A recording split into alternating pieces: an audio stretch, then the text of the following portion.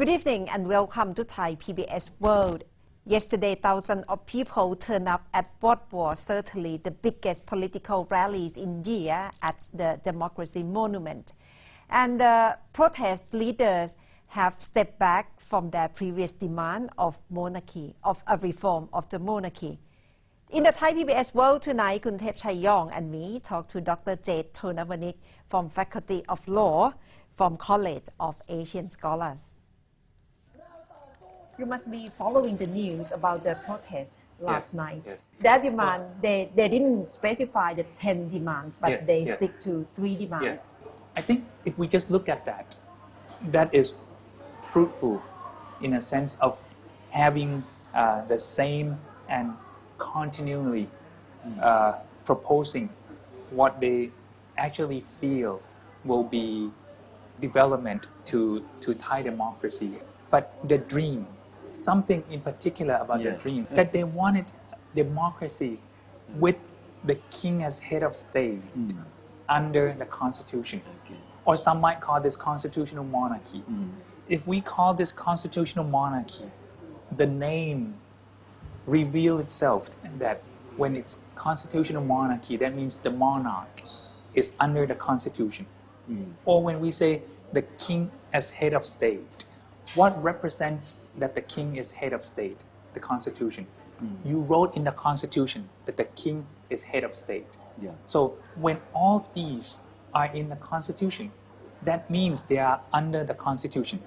So when they were dreaming that they will have a country with democracy, with king as head of state, it might sound ironic that it's already a reality ever since 1932.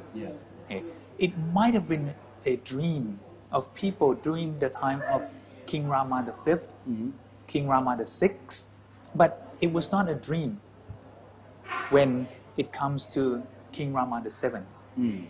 Ever since 1932, the revolution, after the that's revolution. Right. After the revolution, we've had this democracy with king as head of state all the way up to now.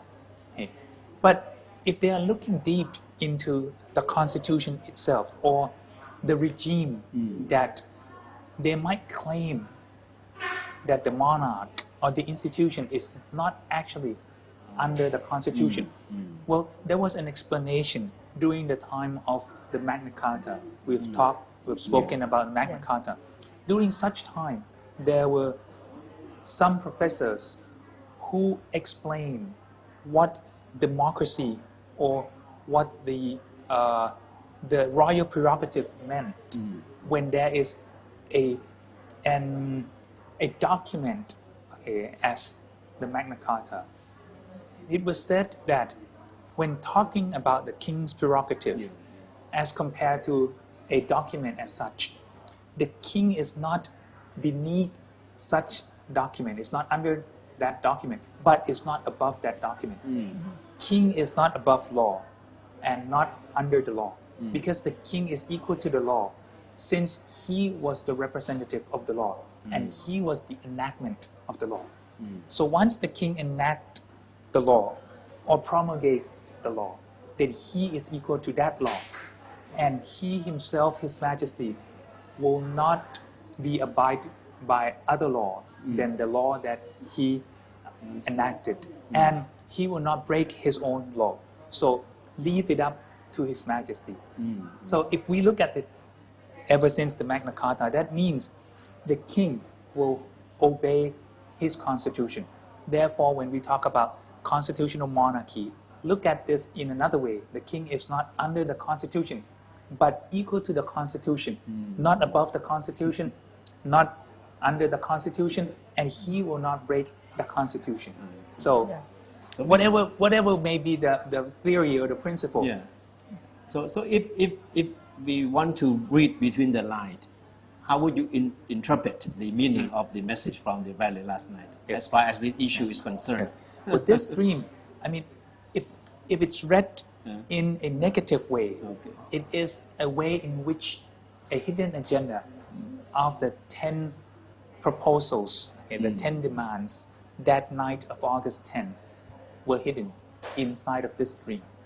Talking about a dream that a king or the king is under the constitution, as compared to those 10 demands, you will see what were the proposals about king under the constitution.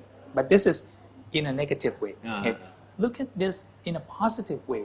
That means the movement felt that those 10 demands were too much off the hook and were too outrageous to be accepted in Thai society. Even today, the society has developed, and technologically, we have advanced so much that many of the Westerners, idealists, are around us, and we accept those ideologies. However, some of the Thai ideologies are still with us and have not yet gone away anywhere. Therefore, they dilute the 10 demands that were seen as a threat to the institution and as something unrespectful to His Majesty the King. Therefore, they tender and they come down to just a point in which the constitutional monarchy is to be respected. You know, touching on this issue, it used to be a big taboo, big no, right? But now it looks like this debate on the monarchy has been opened up the way that we did not expect before. Yes. So, but yes. do you think from this point on there will be more open debate on this issue? I think there will, and I think we cannot refrain from having such debate. And I think the argument about having different types of head of state will also be raised. What is it to have a parliamentary system? What is it to have a presidential system? How good, how bad, the benefit, the downside of having president as compared to kings, and an institution in which a country has always had for a long time. Is that historical or is that the present? I think all these will be raised, will be put on table, and will be talked about. Inevitable that in a society that is open, especially through all these social media, all these technology, brings the world together. Let people see more and more of what other countries are talking, of what countries are about, and what does it mean to have a nation that is united by all the people in the same system that the people can all feel that they are bound to do. So I think we will have to talk about this, however, respectfully. And that's all from Thai PBS World tonight. Thank you very much for watching.